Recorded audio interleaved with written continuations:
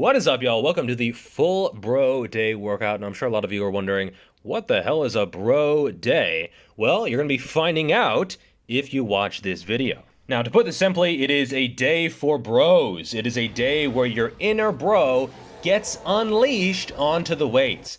So you're not going to be seeing any squats or deadlifts here, okay? You know, it's going to be all easy stuff. This is the stuff that, maybe you feel a little bit guilty doing in your program.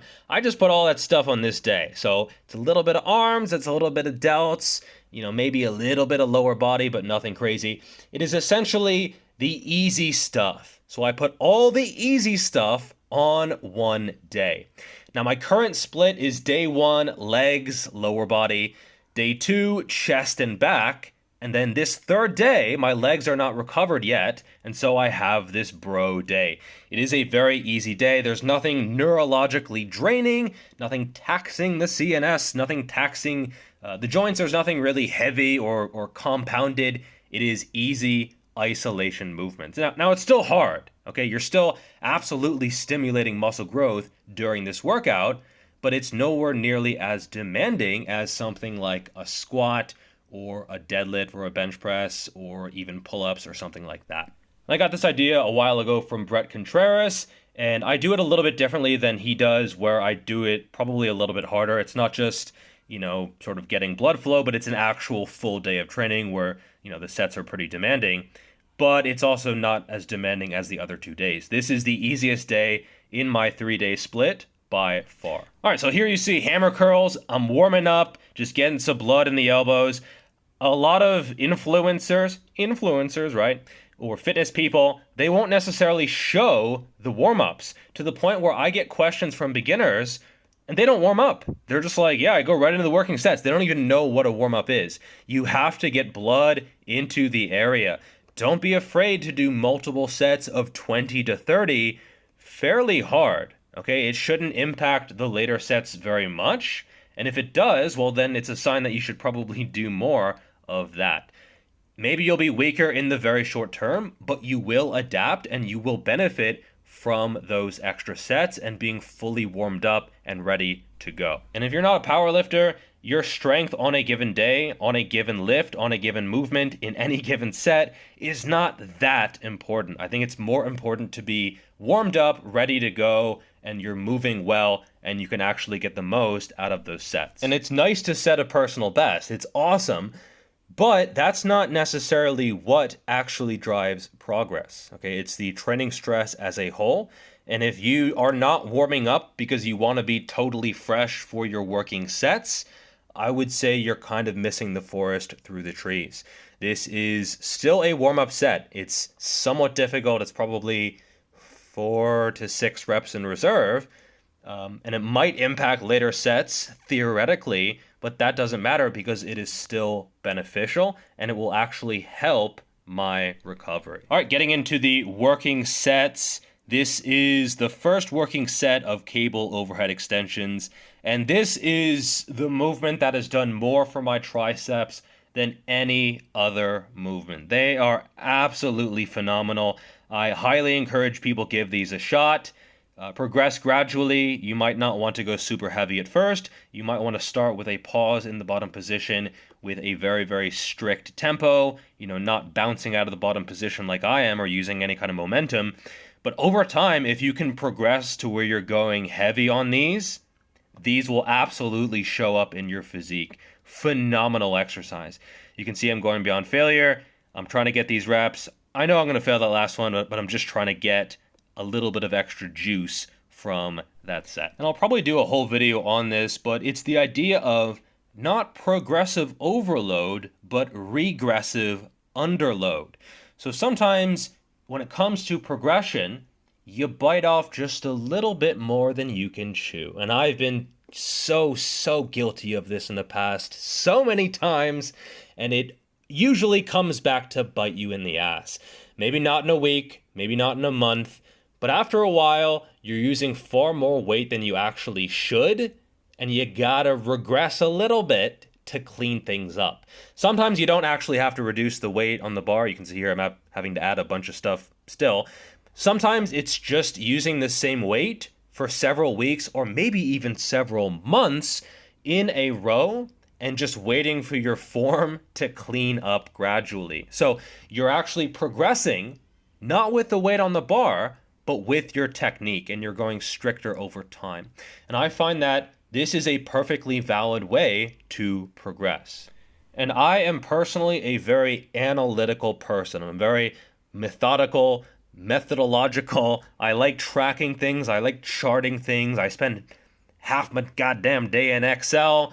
But that can absolutely get into the realm of being absolutely negative for your actual progress. Sometimes the best possible solution is to slow down the tempo, to add a pause, to feel the current weight more, rather than just slapping a few more kilos on the bar or going down to the heaviest dumbbells that you can possibly fling around. Sometimes ego is good and it can drive progress, but often it can be bad, and you have to keep this in mind. See, sometimes when you use too heavy of dumbbells, some dude knocks over your camera. That's how karma works. And you can maybe make a compromise with your inner bro, where you say, okay, I have one set where I can go all out, I can get a little bit sloppy. I heard you kids like them sloppy, right? I know how you kids like them sloppy. And you can really attack the weight. But then you have back down sets where they are lighter, they're a little bit more strict, controlled, tempo is managed, etc. And you might find that this is actually the best of both worlds. You get that top set as a means to really drive progression and to experience just a heavier load than you otherwise would, but you're not doing all of your sets that way, which can really tax the body and actually, paradoxically, can hurt progression. And I'll still get after it. I'll still attack a set, but it is done only in the context of being able to recover. If my performance starts to go backwards or I start to get aches and pains in certain areas, I am way more proactive than I used to be. And I think if you're going to train this way, which can be extremely effective for muscle growth, you have to be aware that there are potential negative consequences. And I think a lot of people, they might not necessarily want to talk about these negative side effects of training really, really, really hard. And I would prioritize progression over effort. If you can progress with minimal effort, that's awesome. That is way better than giving a great effort, training harder than last time, but not progressing. And I think this is where people think that effort equals progression. That is not the case. They are two separate things that often overlap because most people don't train very hard. But once you're training hard enough, training harder probably won't be the answer. Now, for most people it is. But if you already train hard, you're going to want to target some other means of getting to your goals. And I personally have found that exercise selection is a key driver of progress. So it doesn't necessarily mean that you need to be switching everything up, shocking the muscle, confusing the muscle, anything like that. But I think occasionally switching things up is beneficial, especially when you're a little bit more advanced. For example, these double rope triceps pushdowns, this is an entirely new movement for me. This is not something that I've done in the past. Usually I use one rope and stand a little bit closer, cheat a little bit more, yes, even more than that. And so for me, this is something I'm still experimenting with. And so I think having a rotation of movements for every movement pattern is something that is absolutely essential. If your program is exactly the same all the time, that's probably not going to be the best way to maximize your gains. Having some variability and having, 3 to 5, maybe 6 variations that you can swap in and out is just a damn good idea. From a longevity perspective, just staying in one piece. Again, the harder you train, the stronger you get, the more years you have in this, the more advanced you are, the more you do have to be aware of this kind of thing. Also, from a stimulus perspective, it's true, like Mike Israetel says, an exercise does get stale. Even if it is, in theory or even in practice, the best exercise for the lats, or the best exercise for the rear delts, or the best exercise. By the way, whenever anyone says best exercise, you know they're full of shit because it's quite individual. But even if it is the best exercise for you, it's gonna get stale. There's gonna be a point where you just don't feel like you're getting as much out of it as you used to do. Now, I don't think this is every 3 weeks or even every 6 weeks. Heck, for the best exercises for you, you can probably keep them in for a very long time.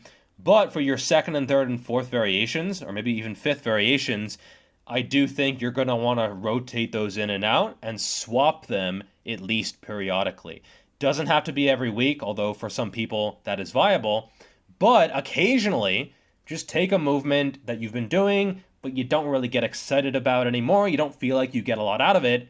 Toss it aside. You can come back to it later. In fact, you should come back to it later, but slot something else in that position and go from there. You don't have to overhaul your program. It can be a minor change, but I would say this is going to be good for your gains in the long term. It's also good from a novelty perspective, and I don't just mean physiologically, I mean psychologically. We are human.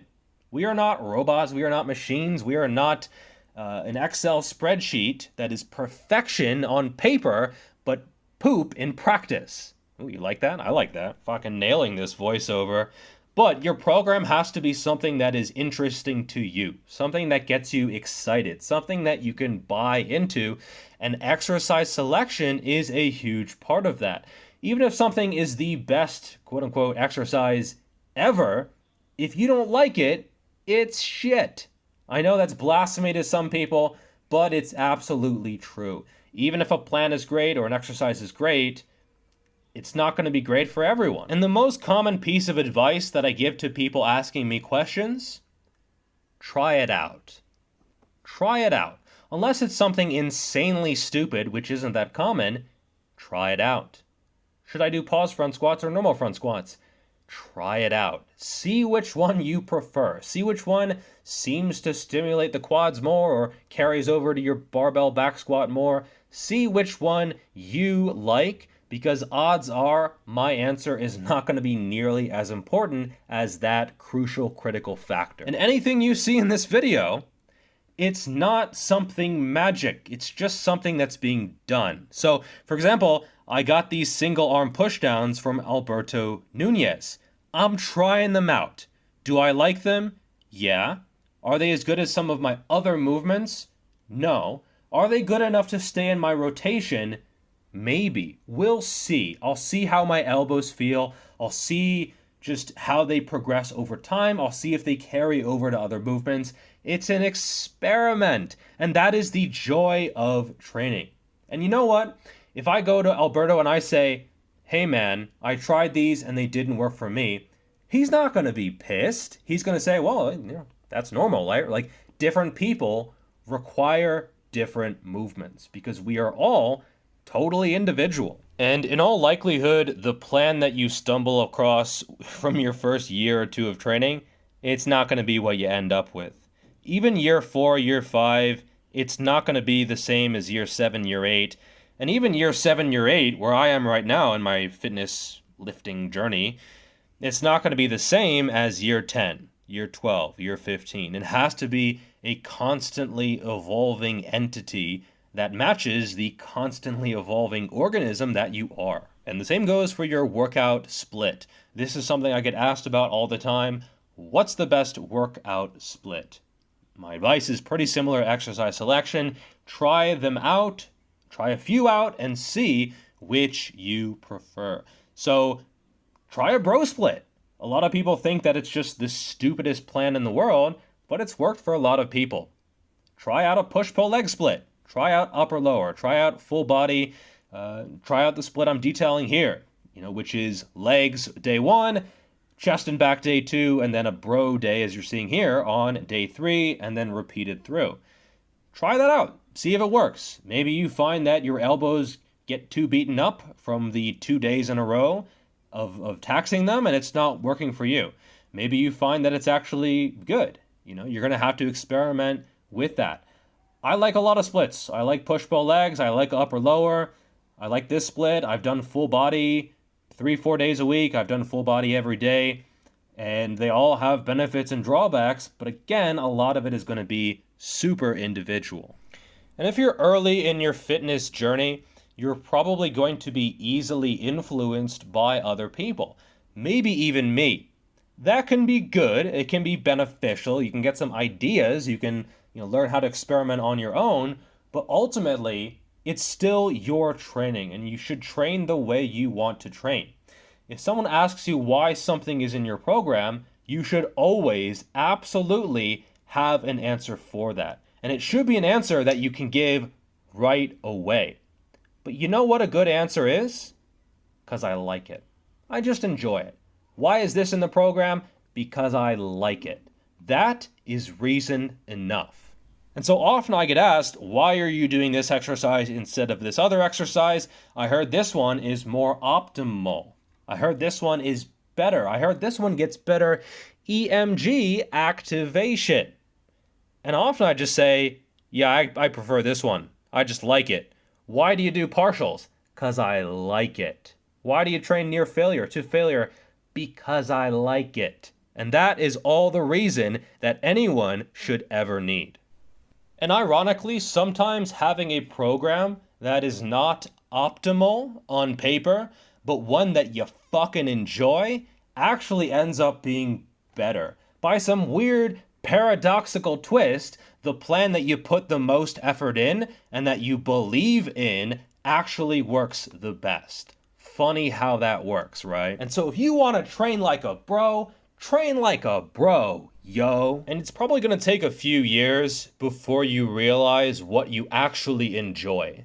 Not what other people say you should enjoy, not what you see on some Instagram, TikTok, social media site, not something that is just some empty, vapid inspiration but doesn't actually come from within.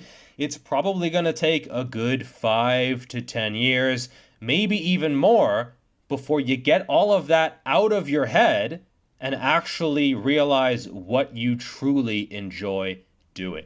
And you can still take inspiration from other people. In fact, you absolutely should. Otherwise, you're going to be missing out on a whole bunch of good shit. But that is just a starting point. You have to take other people's ideas and incorporate it into your own paradigm. Because training, it has to be an individual philosophy. And so I've learned a lot from a lot of people, but I've rejected just as much when it comes to my own training. That doesn't mean you should reject the same things, but it does mean that you're going to have to reject some things. And that might even be some stuff that I say. There's a lot of stuff that I say that you might try in your own training and find that it's shit. You might find that it just doesn't work for you, and that's completely fine.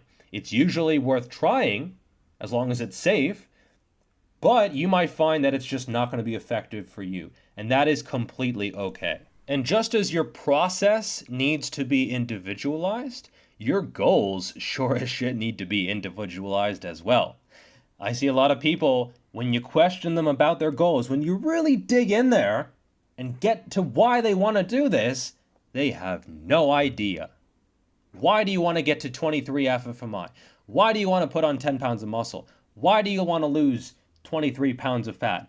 Why do you want to get to this number? Why do you want to do this? Why do you want to lift this weight? Why do you want to get a certain number of reps here?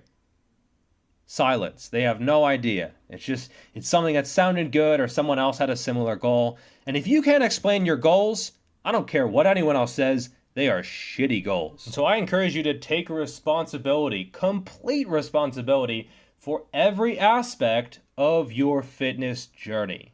Every set, every rep, every goal, every session, everything you do or don't do, take absolute responsibility for. It is the only way. And will this be difficult at first? Yeah. Yeah, it will. It'll be a lot harder than being able to blame other people or, blaming your body or blaming your genetics. But it's also way more effective. And it's a trend that I've noticed in people who actually get results. They take responsibility. Everything they do or don't do, it's on them. And yeah, maybe you could say, hey, we're all dealt different hands, or maybe there's some aspect of fate or chance or luck or fortune or misfortune. But at the end of the day, you can't control that anyway. And so just focus on what you can. And this video kind of devolved from its original intended purpose. It was supposed to be, you know, do your arm training this way, do your laterals this way, you know, do this rep range for this reason, and, you know, this is why I did this many sets, or this is why I used this technique. But fuck it, I'll just keep it as it is, because I think maybe there's still some insights that could help some people somewhere in here. By the way, thank you everyone for the birthday wishes. It is today, May 14th. I don't know how you people figured out it was my birthday. I didn't post anything. I don't know. Bunch of stalkers. Thank you anyway, though. I do appreciate it. Don't buy me any presents, but if you want to buy yourself a present, the ring training book just dropped, so pick a copy of that up for yourself. And yeah, that's about all for this video. Do all the YouTube stuff if you want to do it, and I will see all y'all in the next video. Peace!